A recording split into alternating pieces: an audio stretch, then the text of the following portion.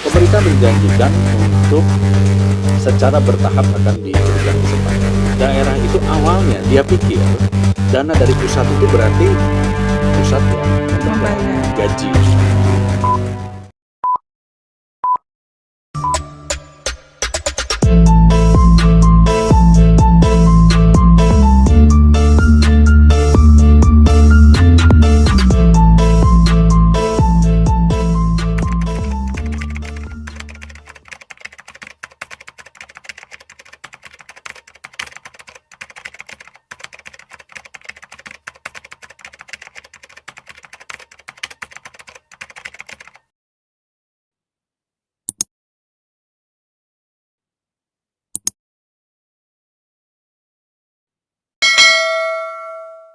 Halo, apa kabar? Kembali lagi di Sudut Dengar Parlemen bareng Nadia Kanaya. Nah, kita sudah ada di Sudut Dengar.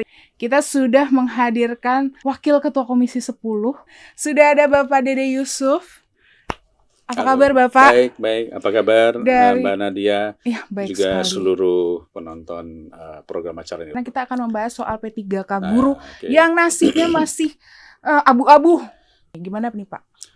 Ya, ini kisah panjang ya, P3K yang sebelumnya dulu kita ingat ada yang namanya guru honorer yang belum terangkat. Saya lupa namanya apa ya dulu, P2.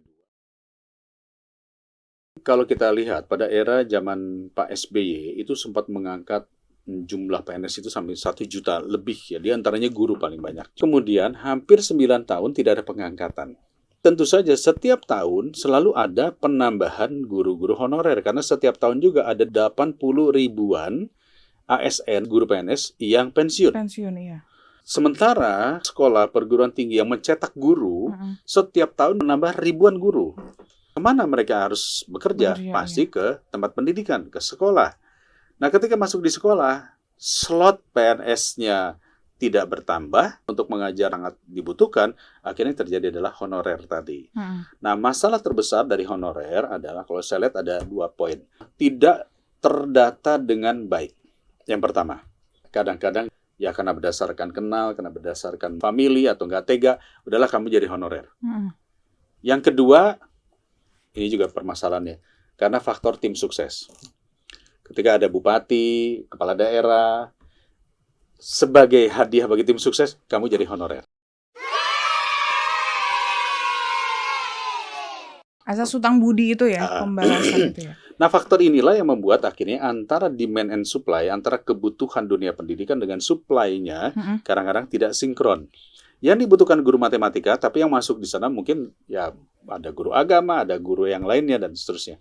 Ketika ini menjadi tidak sesuai antara rasio kebutuhan dengan penyiapan, maka yang terjadi ada over supply honorer di satu sekolah. Saya pernah ketemu ada satu sekolah yang honorernya itu ada 60.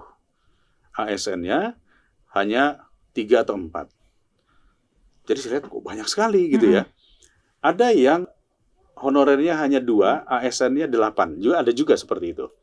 Jadi menurut saya, rasio perbandingan inilah yang harusnya kita fixkan dan kompetensi daripada guru itu sendiri. Nah, kami perjuangkan ini sejak tahun 2000, ketika saya masih di Komisi 9, saya memperjuangkan bidan, dokter, perawat ya, yang honorer untuk masuk. Hampir 49 ribu lah yang masuk pada saat itu. Sementara yang guru ini ratusan ribu, jumlahnya hampir pada saat itu hampir 400 ribu. Pemerintah menjanjikan untuk secara bertahap akan diberikan kesempatan. Kemudian 2019 kami perjuangkan kembali ketika saya masuk sebagai pimpinan Komisi 10 yang saya sekali lagi saya lupa istilahnya pesan. Itu tadi ya. Ternyata aturan baru ASN harus melewati tes. Akhirnya kami desak pemerintah, kementerian untuk membuat roadmap kebutuhan guru. Ya, tenaga pendidik, guru. Maka dibuatlah guru dulu. Ternyata kebutuhan sampai tahun 2024 atau 2025 itu kebutuhannya adalah sekitar 1.100.000 sekian guru. Maka segera buatkan formasi untuk 1 juta sekian guru. Akhirnya Kemendikbud menyiapkan, kita butuh 1 juta guru sampai 2024. Berarti yang saat ini ngantri bisa masuk sini, tapi karena Undang-Undang ASN harus melewati tes. Maka kami bilang lagi, beri afirmasi. Maka diberilah afirmasi. Yang usia 50 tahun ke atas itu free 100% afirmasi. Lalu yang 35 tahun ke atas ada afirmasi 30% atau berapa gitu ya. Loloslah 200.000. Terus kemudian melalui afirmasi lolos lagi 300.000. Saat ini sudah lolos 500.000. Berarti masih ada sisa 500. Masih banyak. Yang sudah lolos ini kurang lebih 500.000. Yang sudah terserap itu ada sekitar mungkin 400 ribuan ya. Ini presentasinya dari Kemendikbud ya kepada kami. Ada 100.000 ini masih menunggu formasi. Nanti saya akan cerita lagi tentang apa yang dimaksud dengan formasi. Ada yang sudah 60.000 sekian, yang sudah lolos, sudah ada SK-nya, tetapi belum bekerja. Kenapa? Banyak faktor. Salah satu faktor terbesar adalah ketika awal disiapkan, kebutuhan kita 1 juta. Ini kan mestinya datang dari daerah. Kebutuhan tiap-tiap daerah, kita membutuhkan, misalnya satu kabupaten ada yang 4.000 guru, ada yang 5.000 guru. Maka muncullah angka 1 juta tadi. Jadi bukan ujuk-ujuk Kemendikbud langsung 1 juta nih. 1 juta, iya. Kebutuhan. Nah, daerah, ini yang perlu supaya kawan-kawan semua juga mendengar. Daerah itu awalnya dia pikir dana dari pusat itu berarti pusat yang membayar gaji. Jadi diusulkanlah sebanyak-banyaknya. Ya. Syarat tentu harus melewati tes. Lalu kemudian Kementerian Keuangan mengatakan betul dana dari pusat melalui DAU pendidikan yang diturunkan. Nah, DAU pendidikan selama ini memang diturunkan. Jadi saya harus jelaskan juga. Kalau kita berbicara APBN kita, 20% daripada APBN kita kurang lebih 600 triliun. Bahkan bisa lebih. Nah, itulah 20% APBN kita untuk fungsi pendidikan. Dari fungsi pendidikan itu turun ke daerah berupa DAU dan DAK pendidikan. 60% dari 600 triliun. Jadi kurang lebih 360 triliun turun ke daerah. Oleh daerah ini dicap sebagai 20%-nya mereka. Masuk ke APBD. Di dalam APBD ya diolah oleh DPRD, oleh Pak Bupati, Pak Gubernur, di-plotting untuk bayar gaji, tunjangan, dan sebagainya. Tapi itu sudah sesuai dengan mestinya? Mestinya pemerintah daerah menyiapkan 20%-nya sendiri. Kalau undang-undang itu begitu. Jadi 20% ada bantuan DAU-DAK dari pusat, itu nggak boleh diklaim sebagai 20%-nya daerah. Daerah harus menyiapkan sendiri 20%-nya. Jadi sehingga jadi nambah, jadi 26, 28, 20, 30 gitu. Tapi ini kadang-kadang ini digenapin. Daerah hanya menambah mungkin sekitar 6%, 7%, 10%. Nah, posisinya adalah anggarannya tidak akan cukup.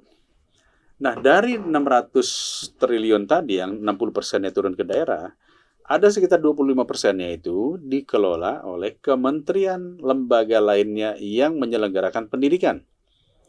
Di situ ada Kementerian Kesehatan menyelenggarakan pendidikan, Akademi Kesehatan pariwisata, PU juga ada akademinya, Politeknik, termasuk IPDN, termasuk juga TNI, Polri yang menyelenggarakan pendidikan itu ambilnya dari dana fungsi itu. Kementerian Agama sendiri 40 triliun dana dari situ. Berarti kemarin kan sempat ramai di Komisi 10 juga terkait dengan harusnya Kementerian Keuangan hadir untuk menjelaskan ini, tapi tidak hadir. Nah, masyarakat mungkin beranggapan kan udah ditransfer DAU-nya. Harusnya sudah mendapatkan dong, tapi ternyata masih ada curhatan. Kok gaji saya harusnya 4,5 jadi 3? Saya kembali lagi ya. Jadi artinya anggaran yang dikelola oleh Kemendikbud itu hanya 14% daripada total 600 triliun yang dikelola oleh Kemendikbud itu hanya 14%. Belum untuk PUPR, untuk pembangunan sekolah, pembangunan itu di PUPR. Tapi apakah itu sudah dijelaskan juga dari kementerian? Dijelaskan ke kami, tapi kan masyarakat nggak ada yang tahu. Masyarakat tahunya 20% di Kemendikbud. Kira-kira gitu. Nah, jadi akhirnya kembali, ketika pemerintah daerah tahu bahwa DAU itu earmarking untuk bayar guru misalnya, tapi di daerah ketika menjadi APBD, mereka sudah plotting untuk kesana kemari. Ya, fungsi pendidikan juga, tapi kesana kemari. Jadi mereka tidak siap. Yang tadinya mengusulkan 5.000 di cut down hanya mengusulkan 1.500. Oke, kira-kira gitu. Akhirnya, maaf ya, saya hanya tahunya di Komisi 10 ya, di komisi yang lain saya tidak tahu. Akhirnya kami paksa, push. Kami tidak mau tahu Jika pemerintah daerah tidak siapkan formasi, ambil alih oleh pusat. Kemendikbud menjanjikan April, tapi ternyata April sudah lewat, lalu kita tanya kenapa susah mencapai titik temu, karena pemerintah daerah ini domainnya Kemendagri. Ya kan? ASN ini domainnya Kemenpan RB. Iya. Anggaran domainnya Kementerian Keuangan. Guru domainnya Kemendikbud. Jadi memang menyatukan ini, akhirnya kami paksa terus. Sampai kemarin pada raker, saya termasuk yang mengatakan kapan. Ya. Nggak bisa hanya mengatakan kami baru 2024 bisa, nggak bisa tahun ini. Maka keluarlah RPP yang akan keluar di bulan Oktober. Maka kami katakan finalisasi jika Oktober tidak bisa daerah membuat formasi, ambil alih oleh pemerintah pusat melalui PP yang akan keluar, yaitu RPP itu tadilah rancangan peraturan pemerintah, tapi insya Allah di Oktober ditandatangani Presiden, misalnya kan. Artinya setelah itu pemerintah pusat wajib menyiapkan formasi. Bagaimana cara menyiapkan formasi? Karena yang butuhkan kan daerah. Maka disitulah muncul ide. Kami akan menyiapkan melalui sistem aplikasi kebutuhan diminta langsung oleh sekolah. Oke, ya. Kira-kira begitu. Dan ada yang 3 cara penyelesaian yang sudah dipaparkan oleh Menteri Pendidikan. Nah, tapi gimana dengan, ini kan yang kemarin aja belum terselesaikan nih Pak. Belum ada yang dapat tunjangan, belum ada penempatan. Tapi ternyata sudah dibuka lagi nih CPNS. Dan kemungkinan juga akan mengangkat guru-guru, tenaga pendidikan. Pak, ternyata kita harus break dulu, tapi jawabnya nanti ya Pak ya.